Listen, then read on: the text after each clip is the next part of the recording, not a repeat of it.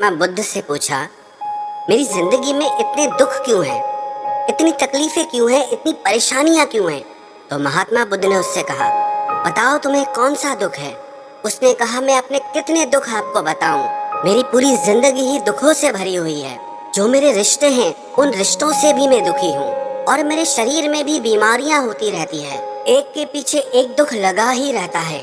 तो उस व्यक्ति ने कहा, ना मैं अपने रिश्तों से खुश हूँ, ना अपने परिवार से खुश हूँ, ना अपने मन से खुश हूँ और ना ही अपनी जिंदगी से खुश हूँ। लगता है ऐसी जिंदगी से अच्छा है कि मैं मर जाऊं, कोई मतलब ही नहीं जीने का। तो महात्मा बुद्ध ने उस व्यक्ति से पूछा कि बताओ कि तुम्हारे इन सारे दुखों का क्या कारण है? तो वो व्यक्ति महात्मा बुद्ध से कहने लगा कि मैं आपके पास इसीलिए तो आया हूँ कि आप बताओ मेरी जिंदगी में इतने दुख क्यों हैं? इन सब का क्या कारण है? महात्मा बुद्ध ने उस व्यक्ति से कहा, जरा गहराई से सोचो, विचार करो, देखो कहाँ है तुम्हारा दुख, क्या कारण हो सकता है तुम्हारे दुख का।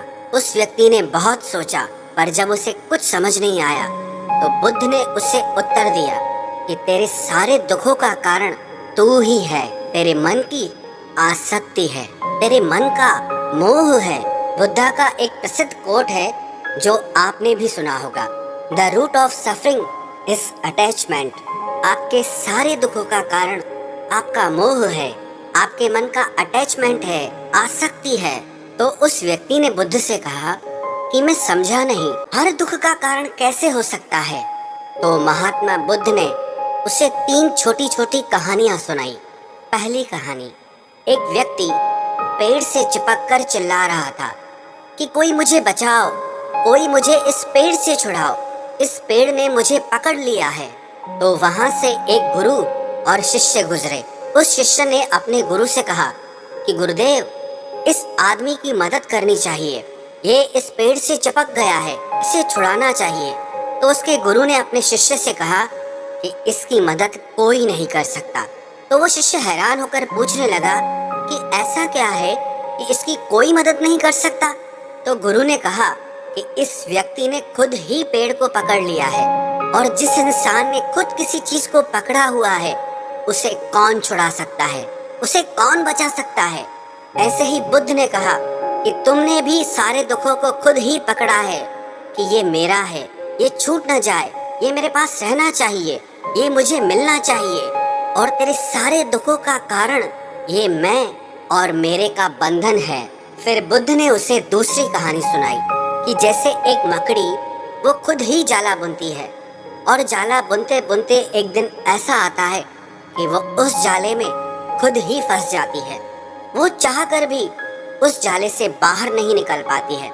ऐसे ही तूने भी अपनी जिंदगी में कितने ही रिश्ते बनाए हैं, कितनों से मोह लगाया है, कितनों को अपना माना है, और उनमें मोह रखने के कारण आज वो तुझे दुख दे रहे हैं।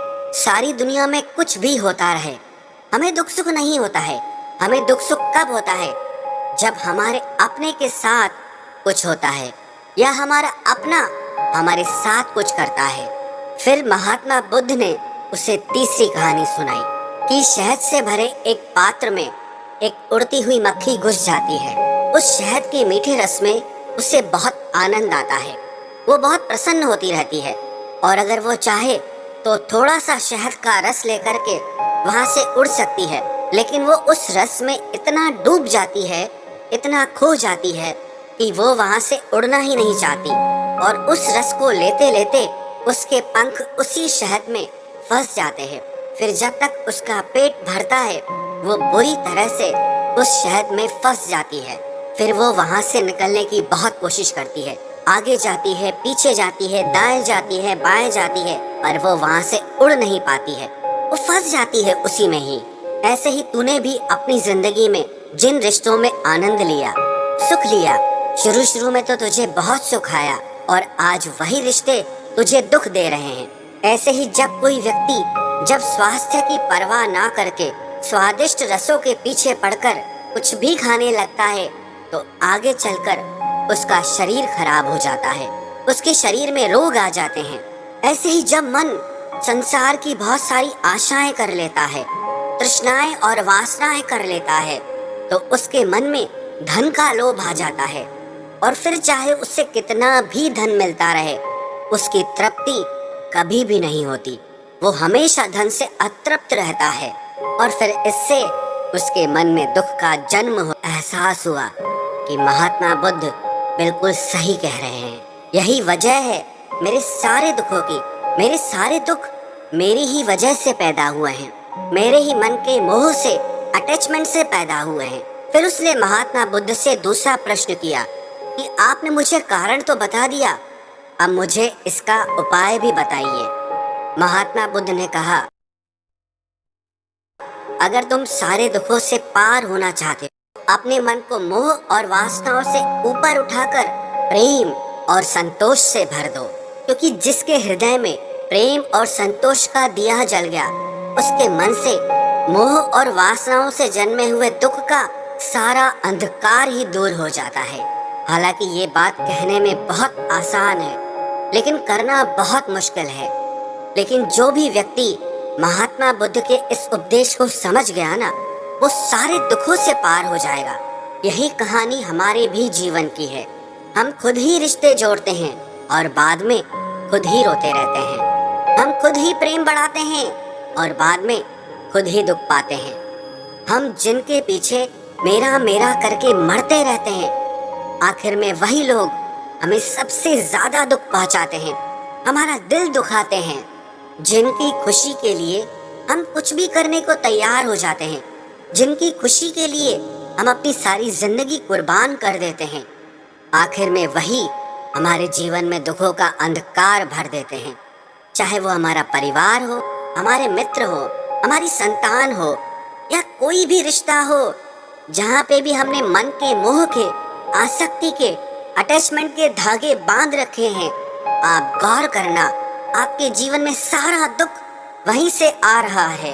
तो जो उपाय महात्मा बुद्ध ने उस व्यक्ति से कहा कि मोह और वासनाओं को त्याग करके अपने हृदय में प्रेम और संतोष को भर दो, इस छोटे से उपदेश को अगर हम भी अपनी जिंदगी में उतार लें तो विश्वास रखना, हम जिंदगी के सारे दुखों से अवश्य पार हो जाएंगे। जो भी व्यक्ति महात्मा बुद्ध के इस उपदेश को समझ गया ना, वो सारे दुखों से पार हो जाएगा। यही कहानी हमारे भी जीवन की है।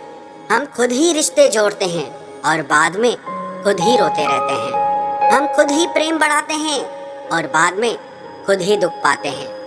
हम जिनके पीछे मेरा मेरा करके मरते रहते हैं, आखिर में वही लोग हमें सबसे ज्यादा दुख पहुंचाते हैं, हमारा दिल दुखाते हैं। जिनकी खुशी के लिए हम कुछ भी करने को तैयार हो जाते हैं, जिनकी खुशी के लिए हम अपनी सारी जिंदगी कुर्बान कर देते हैं, आखिर में वही हमारे जीवन में दुखों का अंधकार भर देते हैं।